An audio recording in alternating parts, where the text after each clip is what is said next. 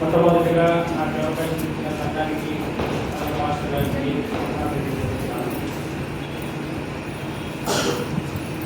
ఈ రోజున good Friday యొక్క మొదటి మాట యేసుక్రీస్తు వారు శిలువలో పలికినటువంటి మొట్టమొదటి మాట ఈరోజు మనం ధ్యానం చేసుకోబోతున్నాం. ఆ మాట లూకాసు వార్త 23:34. తండ్రి మీరేమి చేయించున్నారో మీరు ఎరుగరు కనుక వీటిని క్షమించండి. ఈ యొక్క గొప్ప అరుపు, ఈ యొక్క గొప్ప కేక, ఈ కేకలో ఏముందంటే యేసుక్రీస్తు వారి యొక్క క్షమించే గుణం కనపడుతుంది, క్షమాపణ గుణం కనపడుతుంది. ఆ క్షమాపణ గుణం ఎటువంటిదంటే మన దాకా వెళ్తూ ఏదైనా కాలు దగ్గర ఒకసారి అని చెప్తాము, ఆ పని అని వదిలేస్తారు. కానీ ఇది అటువంటిది కాదు. ఎన్నో శ్రమలు, ఎన్నో బాధల అనంతరం ఆయన వీపు చీలగొట్టబడి, ఆయనకి కిరీటం, ముళ్ళ కిరీటం పెట్టబడి, ఎన్నో రకాల రక్తం కారుతూ ఇటువంటి బాధలు పడిన తరువాత కూడా యేసు ప్రభు వారు ఇంకా మేకులు, 3 మేకులతో శిలువలో యేసుక్రీస్తు ప్రభు వారిని వేలాడదీశారు. అటువంటి ఘోర పరిస్థితుల్లో ఆయన మాంసం ముద్దల శిలువలో వేలాడుతున్న పరిస్థితుల్లో కూడా ఆయన ఏం చెప్పాడు? తండ్రి వీరేం చేస్తున్నారు వీరెందరూ కనుక వీరిని క్షమించమని అడుగుతున్నాడు. ఫిలిప్పీయులకు రాసిన పత్రిక 2వ అధ్యాయం 6-7 వచనాలు చూసినట్లయితే ఆయన దేవుని స్వరూపము కలిగిన వాడైంది, దేవునితో సమానంగా ఉండుట విడిచిపెట్టకూడని భాగ్యమని ఎంచుకొనలేదు గాని మనుషుల పోలికగా పుట్టి దాసుని స్వరూపమును ధరించుకొని తన్ను తానే రిక్తునిగా చేసుకొనెను. ఇక్కడ చూసినట్లయితే ఆయన దేవుని కుమారుడు. ఆయన అనుకుంటే సాధ్యం కానినట్టు ఏది లేకపోయినా కూడా ఆయన మన పాపముల కోసము దాసుని స్వరూపం ధరించుకొని తనను తాను రిక్తునిగా అంటే ఏమీ లేనివాడిగా ఆయనకి అలా చేసుకొని ఉన్నాడు. అంటే అటువంటి భాగ్యాన్ని మనకు దయచేశాడు. మత్తయి సువార్త 1వ అధ్యాయము 21వ వచనంలో ఆయన ఈ లోకానికి వచ్చిన ఆమె ఒక కుమారుని కలను, అతని ప్రజలను వారి పాపముల నుండి ఆయన రక్షించాడు. కనుక ఆయనకి యేసు అని పేరు పెట్టారు. చాలా యేసు అంటే రక్షకుడు. యేసు అనగా రక్షకుడు. మనల్ని మన పాపముల నుండి ఆయన రక్షించడానికి ఈ లోకానికి వచ్చాడు. కాబట్టి యేసు అని పేరు పెట్టబడడం జరిగింది. ఇంకా ఇది ఇక్కడ మనం చూసినట్లయితే లేఖనముల నెరవేర్పు అనేది మనకి క్లియర్గా అర్థమవుతుంది. లేఖనముల నెరవేర్పు ప్రకారం ఆయన రక్షించడానికి వచ్చాడు. ఆయన రక్షించాలి అంటే ఆయన మరణిస్తేనే మనకు రక్షణ దొరుకుతుంది. కాబట్టి ఆయనకి యేసు రక్షకుడు అని పేరుని పెట్టి ఉన్నారు. తర్వాత ఈ మొదటి మాట మనం చూసినట్లయితే తండ్రి ఏమి చేస్తున్నారో వీరెందరూ వీరిని క్షమించుము. వీటిలో 3 భాగాలు. తండ్రి అనగా పిలిచాడు, తండ్రికి ప్రార్థన చేస్తున్నారు, విన్నపం. రెండవది వీరేమి చేస్తున్నారో వీరెందరూ కనుక, మూడవది వీరిని క్షమించు. ఇలా 3 భాగాలు చేసుకున్నట్లయితే మొదటి మాట తండ్రి, దీనికి అర్థము విజ్ఞాపన. తండ్రిని పిలుస్తున్నాడు, తండ్రికి ప్రార్థిస్తున్నాడు, తండ్రి అని. అసలు ఎంత మన ప్రజలంతా ఎంత దుర్మార్గం కాకపోతే ఆయన పుట్టుక మొదలుకొని ఈ లోకంలో దేవునికి మనం స్థానం ఇచ్చాము. ఆయన పుట్టినప్పుడు ఆయనకి స్థలం లేదు పుట్టడానికి. ఎక్కడ పుట్టాడు? పశువుల పాకలో. తర్వాత ఆయన్ని చంపమని చివరికి కేకలు వేసింది కూడా ఈ లోకం. ఈ లోకము దేవునికి పుట్టడానికి స్థలం ఇవ్వలేదు. లాస్ట్కి చంపుకోవడానికి కూడా కేకలు వేసి మరి ఆయన్ని చంపాల్సి వచ్చింది. మత్తయి సువార్త 8:20 చూస్తున్నట్లయితే అందుకు యేసు నక్కలకు బొరియలను ఆకాశ పక్షులకు నివాసములు మనిషి కుమారునికి తలవాల్చుటకైనను స్థలము లేదని అతనితో చెప్పాడు. ఆయన పుట్టాడు. యేసు నక్కలకు బొరియలు ఉన్నాయట, ఆకాశ పక్షులకు కూడా వాటి గూళ్ళను కట్టుకుంటున్నాయి. కానీ యేసుక్రీస్తుకి ఈ స్థానం ఇచ్చామా? ఇవ్వలేదు. ఆ విషయంలో యేసయ్య దేవుని ద్వారా మనకు తెలియజేస్తున్నాడు. ఇటువంటి ప్రాపంచిక లోకం కోసం యేసయ్య తండ్రి అని తండ్రికి ప్రార్థన చేస్తున్నాడు. ప్రార్థన, ఈ ప్రార్థన అంటేనే విన్నపము, విజ్ఞాపన. ఎవరి గురించి విజ్ఞాపన చేశాడంటే ఇక్కడ దేవుడు? ఆ విజ్ఞాపన ఎలా ఉందో చూద్దాం. యెషయా గ్రంథం చూసినట్లయితే 53వ అధ్యాయము 12వ వచనంలో చివరి మాట గొప్పవారితో నేనందరికీ అతిక్రమం చేయరు.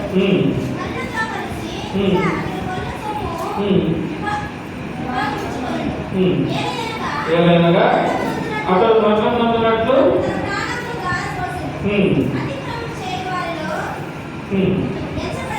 ఎంచబడిన వాడైన అనేక పాపములు భరించుతూ తిరుగుబాటు చేసిన వారిని గురించి విజ్ఞాపనం చేసాను. ఇక్కడ విజ్ఞాపన ఎవరి గురించి చేశాడండి? మనతో ఆయనతో పాటు బాధల వాళ్ళ గురించి చేశారా? ఆయన మీద తిరుగుబాటు చేసిన వారి గురించి కూడా దేవుడు ఇక్కడ విజ్ఞాపన చేసినట్టుగా మనం చూస్తున్నాం. ఎంత గొప్ప రక్షణ అంటే, మన పాపముల కొరకు మనం ఆయన నమ్మకపోయినా కూడా, మనం ఆయన్ని తిరుగుబాటు చేసినా కూడా ఆయన మన కొరకు తండ్రికి ప్రార్థన చేస్తున్నాడు. ఇక్కడ తండ్రి తండ్రి తండ్రి అని ఆయన ప్రార్థన చేయాల్సిన అవసరము యేసయ్యకు ఉందా? తండ్రి అని ప్రార్థన చేయాల్సిన అవసరం యేసయ్యకు ఉందామా? అవసరమే లేదు. ఆయన అనుకుంటే అవసరం లేదు. కానీ సిలువలోని సిలువలు అనే ఒక వాక్యం చెప్పుకున్నాం. అంత రెండు ఒకసారి చెప్పినా నేను, సిలువలోని సిలువలు అనే అంశం. దాంట్లో ఇద్దరు దొంగలు ఉన్నారు కదా, సిలువలోని 2 సిలువలు. ఆ ఇద్దరు దొంగల్లో యేసయ్యతో పాటు సిలువ వేయబడిన దొంగల్లో ఒక అతను ఏం కోరుకున్నాడమ్మా? పరలోక రాజ్యాన్ని కోరుకున్నాడు. మరి రెండో అతను, నిన్ను నువ్వు రక్షించుకొని మమ్మల్ని కూడా రక్షించుకో అన్నాడు. మరి ఇక్కడ యేసయ్యని తను తాను రక్షించుకునే శక్తి లేక ఆ శిలువలో ఉన్నాడా? దేనికోసం ఉన్నాడు? మరి తనకు తాను రక్షించుకునే శక్తి లేక కాదు. ఆయన ఉన్నది ఎందుకంటే ఆయన మరణించాలి, మన పాపములు కడుగుపడాలి. అది బైబిల్ గ్రంథమే మనకు చెప్తుంది. ఈ బైబిల్ గ్రంథంలో సమాధానం లేని ప్రశ్న అంటూ ఏమన్నా ఉందామా? లేదు. బైబిల్ అంటేనే ప్రతి ఒక్కదానికి సమాధానం. హల్లెలూయా. యోహాను సువార్త 12వ అధ్యాయము 32వ వచనం చూడండి. భూమి మీద నుండి పైకెత్తబడిన అందరినీ నా యొద్దకు ఆకర్షించుకొనునని చెప్పాను. నేను భూమి మీద నుండి పైకెత్తబడిన ఎడల అందరినీ నా యొద్దకి ఆకర్షించను. అర్థమైందా? దేవుడు ఎందుకు తిరుగుబాటు చేయలేదు? ఎందుకు ఆయన శిలువలో మౌనంగా ఉన్నాడు? లేఖనంలో నెరవేరుతుంది. భూమి మీద నుండి ఆయన పైకెత్తబడినప్పటికీ అందరూ రక్షించబడాలి అనేటటువంటి ఉద్దేశంతో ఆయన భూమి మీదకి వచ్చాడు. కాబట్టి ఆయన భూమి మీద తన మరణం గురించి, దాని పక్క వాక్యంలోనే ఉంటుంది, తన మరణం గురించి ముందుగానే యేసయ్య చేసిన సూచన అని 33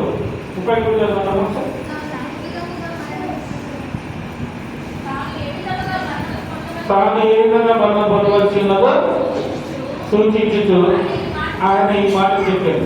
ఆయన ఆ విధంగా మరణం పొందితేనే మనం రక్షించబడతామని చెప్పి యేసుక్రీస్తు మనకి ముందుగానే చెప్పినట్టుగా అక్కడ మనం చూస్తున్నాం. ఇక్కడ ఆ మాట ఎందుకన్నాడు? ఆయన మనం చేసిన పాపాలకు బదులుగా ఆయన ఎక్కడున్నాడు? ఇప్పుడు శిలువలో వేలాడుతున్నాడు. అప్పుడు ఆయన ఉన్న స్థానం ఏంటి? మన కోసం, మన పాపాల కోసం ఎక్కడున్నాడు? పాపి స్థానంలో ఉన్నాడు. పాపి స్థానంలో ఉన్నాడు కాబట్టి తండ్రిని ఆయన అడుగుతున్నాడు. మరొక విజ్ఞాపన ఉంది, మరొక విన్నపం. హెబ్రీయులకు రాసిన పత్రిక 7వ అధ్యాయంలో 25వ వచనం. ఈయన తన ద్వారా దేవుని యొద్దకు వచ్చి వారి పక్షమున విజ్ఞాపనము చేయుటకు నిరంతరము జీవించుచున్నాడు. ఆయన ద్వారా దేవుని యొద్దకు వచ్చి వారి పక్షమున విజ్ఞాపనము చేయడానికి. ఈ తండ్రి అనే మాటలో ఆయన మాట్లాడుతున్న ప్రతి విజ్ఞాపన, ప్రతి విన్నపం ఇక్కడ మనం చూస్తున్నాం.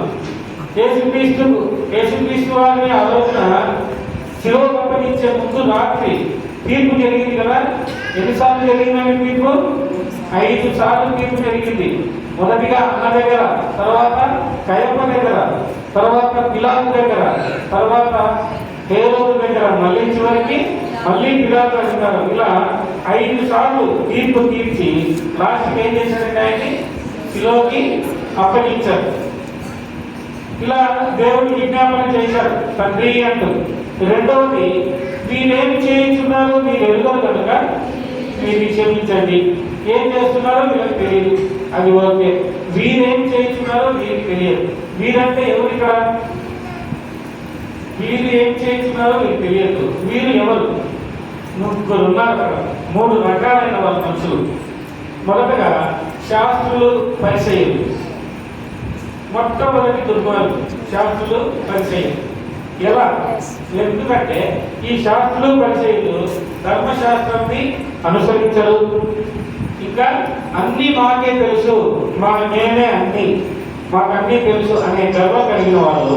ఇంకా చెప్పాలంటే వీళ్ళు వేషధారణ కలిగినటువంటి వాళ్ళు శాస్త్రులు, పరిసయ్యులు.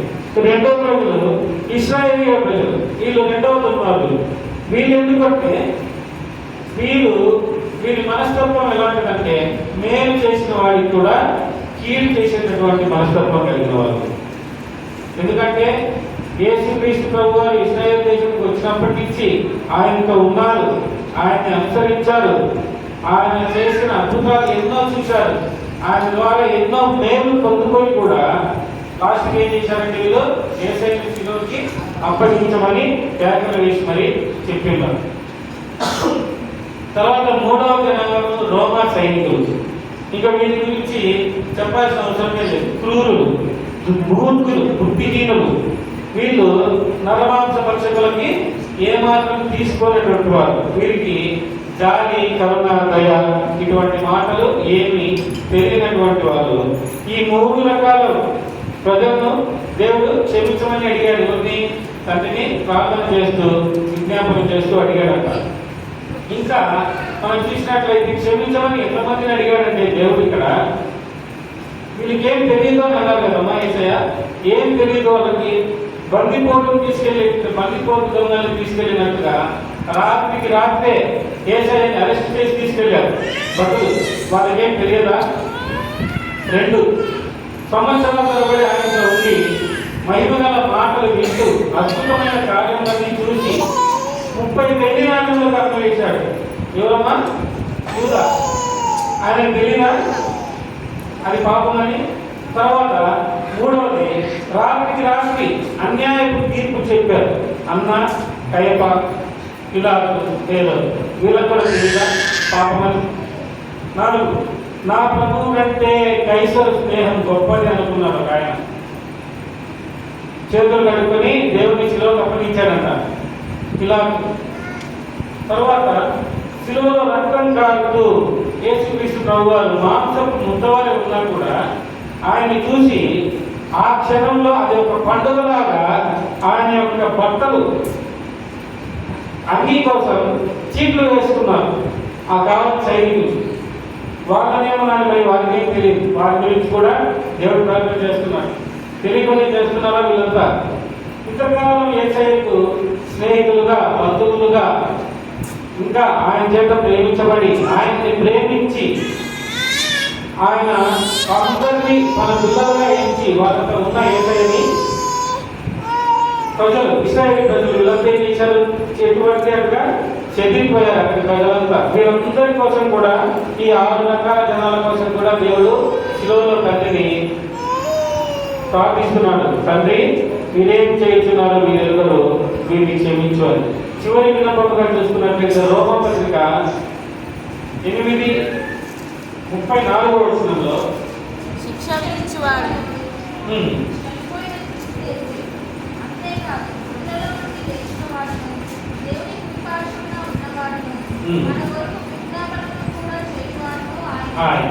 మన కొరకు విజ్ఞాపనం చేయవాడు ఆయనే.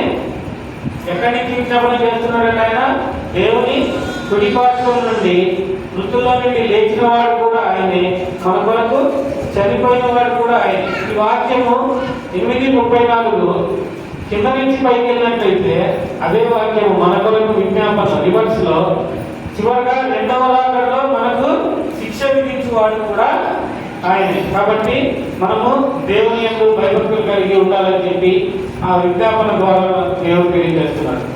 చివరిగా 3వ మాట క్షమాపణ. కొలస్సీ రాసిన పత్రిక 3వ అధ్యాయము 13వ వచనంలో ఎవడైనను తనకు హాని చేసినని ఒకరినొకడు సహించుచు ఒకరినొకడు క్షమించుడు. ప్రభువు మిమ్మల్ని క్షమించులాగున మీరును క్షమించుడి. మీకు మేలు చేసిన వాడిని కాదు, మీకు హాని చేసినా కూడా ప్రభు ఏ విధంగా మీ కొరకైతే శిలువలో ప్రాణం పెట్టి ఆయన రక్తం కాచి మనల్ని క్షమించాడో ఆ విధంగా మనం కూడా ఒకరినొకరిని క్షమించుకోమని చెప్పి ఈ వాక్యం ద్వారా యేసయ్య తెలియజేస్తున్నాడు. ఇంకా దానియేలు గ్రంథము 9వ అధ్యాయము 9వ వచనం చూసినట్లయితే ఇంకా దేవుడు ఏ విధమైన వాళ్ళని క్షమించాడు. మేము మా దేవుడైనా విరోధముగా ఉన్నా కూడా మనను ఆయన కృపతో రక్షించే దేవుడు. అంటే దేవునికి మనం సన్నిహితంగా కాదు, దేవునికి విరోధంగా ఉన్నా కూడా ఆయన మనల్ని ప్రేమించి ఆయన కృపతో మనల్ని క్షమించేటటువంటి దేవుడు. ఇంకా క్షమాపణ 1 యోహాను 1వ అధ్యాయం 9వ వచనంలో చూసినట్లయితే మన పాపములను మనం ఒప్పుకోవాలి. ఆయన మన పాపములను మనం ఒప్పుకొనిన యెడల ఆయన నమ్మదగిన వాడు నీతిమంతుడును గనుక ఆయన మన పాపములను క్షమించి సమస్త దుర్నీతి నుండి మన పాపములను మనం పవిత్రంగా చూడాలనుకుంటున్నాడు. అంటే మనం పవిత్రులు అవ్వాలంటే ఏం చేయాలి? మనం దేవుని యందు మన పాపములు ఒప్పుకొని మనం దేవుని యందు పాపములు ఒప్పుకొని ఆయన క్షమించమని అడిగిన యెడల ఆయన మనకి ఏం చేస్తాడు? సమస్త దుర్నీతి నుండి మనల్ని విడిపించి మనల్ని పవిత్రులుగా చేస్తారని చెప్తున్నాడు. ఇంకా ఈ కొలస్సీ రాసిన పత్రిక 1వ అధ్యాయం 14వ వచనంలో కూడా ఆ కుమారుని యందు మనకు విమోచనము అనగా పాప క్షమాపణ జరుగుతున్నది. పాప క్షమాపణ జరగాలంటే అమ్మ యేసయ్య శిలువలో మరణించాలి. ఆయన శిలువలో మరణిస్తేనే మనకు పాప క్షమాపణ అనేది జరుగుతుందని చెప్పి వాక్యం తెలియజేస్తుంది. ఆ కుమారుని యందు మనకు విమోచనం. ఆ కుమారుడు అనగా తండ్రి యొక్క కుమారుడు యేసయ్య ద్వారానే మనకి పాప క్షమాపణ జరుగుతుందని ఈ వాక్యం చెప్తుంది. రక్తం తినకుండా పాప క్షమాపణ జరగదు అని లేఖనములు నెరవేర్చడానికి యేసుక్రీస్తు ప్రభువారు ఈ లోకానికి వచ్చి ఉన్నారు. మనం అందుకే ఏం చేయాలమ్మా?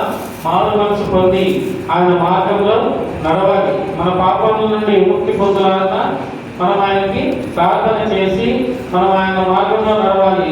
మన పాపములను ఆయన ముందు ఒప్పుకోవాలి. ఇలా మన పాపాల నుండి విముక్తి పొందాలని పరిశుద్ధాత్మ దేవుడు తన కృపను మనకు అనుగ్రహించుగాక. ఆమేన్.